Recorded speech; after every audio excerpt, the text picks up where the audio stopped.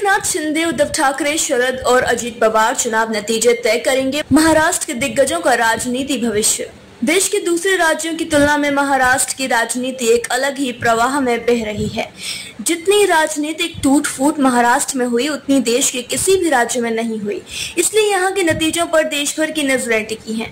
लोकसभा के चुनाव नतीजों के बाद राज्य की सियासत में बड़े उलटफेर से इनकार नहीं किया जा सकता।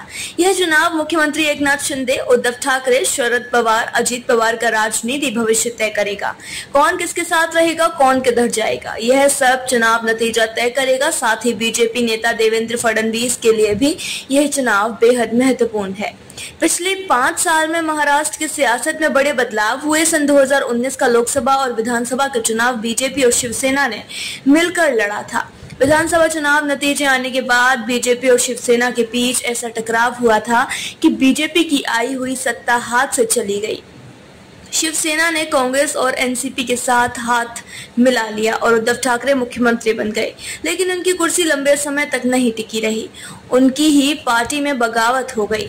फिर सूरत से गुवाहाटी और गोवा तक शिंदे सेना के विधायक सफर कराए। ऐसे होते गए 2 फाड़, शिवसेना के 2 फाड़ हो गए और साल 2022 में मुख्यमंत्री के रूप में एकनाथ शिंदे सामने आए। ठीक 1 साल बाद 2023 में शरद पवार की पार्टी एनसीपी में भी बगावत हो गई। शरद पवार के भतीजे अजित पवार ने चाचा से एनसीपी हत्या ली। साथ ही उनके परिवार में भी बिखराव हुआ।